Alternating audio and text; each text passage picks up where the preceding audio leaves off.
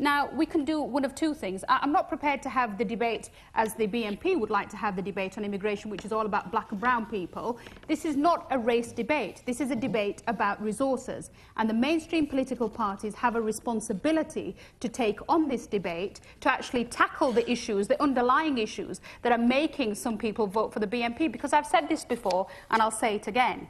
What the BNP are, their activists and their members, I don't think there's any doubt about it. Mr Griffin has proved that by his evasive answers today.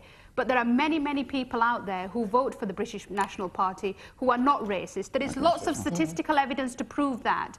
And therefore, what we have to do is we have to go out and say to those people, as mainstream political parties, we are prepared to listen, we are prepared to deal with this, and you do not have to turn to a racist, fascist party who have their own agenda to deliver their solutions on your concerns. But what are you...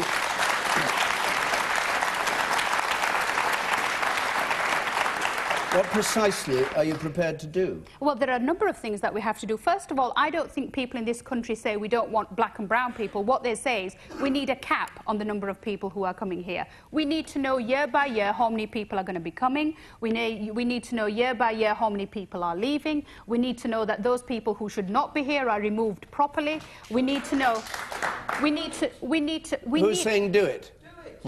Well, this is absolutely... Just do it. No, you just lost 40,000 people in the system. Sir, Where are they? Sir, I would say to you that the Conservative Party policy is very, very clear. We would have an annual cap, we would have an annual limit. We would look every year, we would speak to industry, we would look at our resources, we would look at our needs. But what we would not do, hold on a minute, what we would not do is pull up the drawbridge, because Britain should have the brightest and the best from around the world, and we should welcome them because they make a contribution to our society.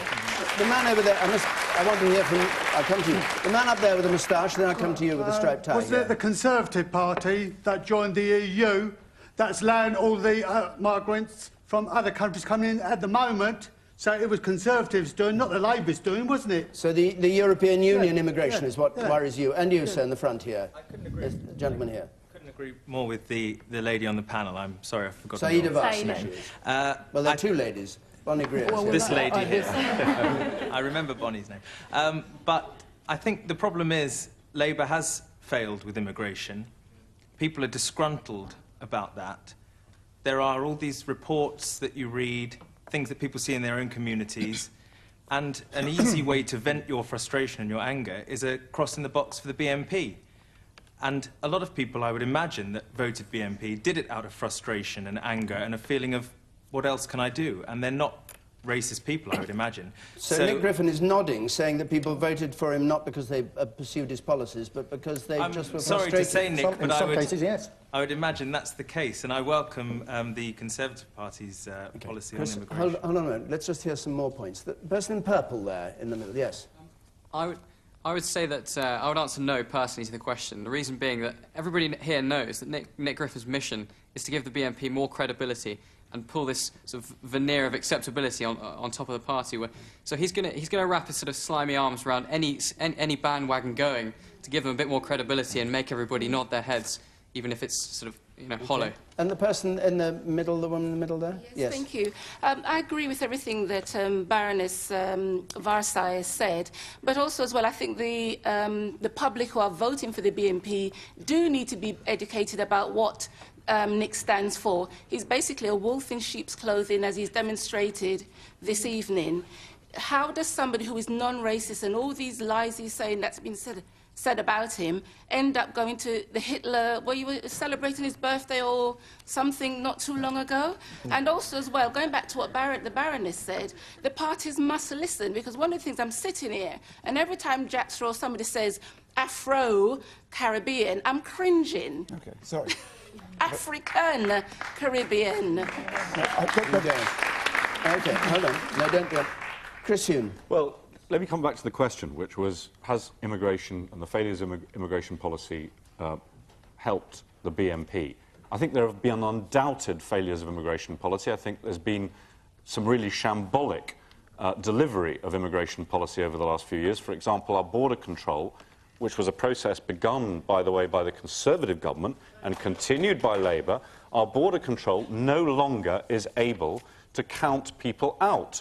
The result is we issue nearly 2 million visas every year to students and other people on short-term visas, and we don't know whether they've left. And that is absolutely unbelievable. And the first thing we need to do is to make sure we get back control over our borders. The other thing, I think the government, frankly, made an unbelievable mistake in its projections of what was going to happen when we, among very few other European countries, decided we were going to allow everybody from the new Central and Eastern European member states in. The government projected it would be 56,000 people would come here. It ended up being 766,000. That is probably, I'm a bit of a connoisseur of bad government forecasts, but that is probably one of the worst government forecasts on record. And had they... Hang on.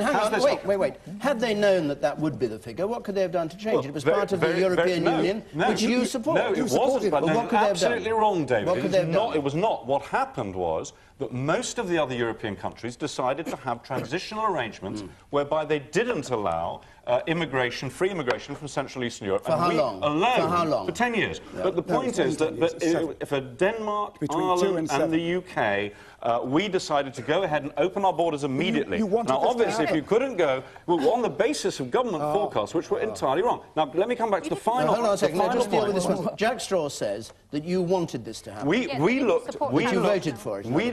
I didn't. I wasn't in Parliament. But we looked at this forecast on the assumption that the government's forecast was correct. It was unbelievably inaccurate. The Conservative Party were the only one... let's not go any further down the European road. Hang on, there's a rather important part of the argument about the success of the BNP.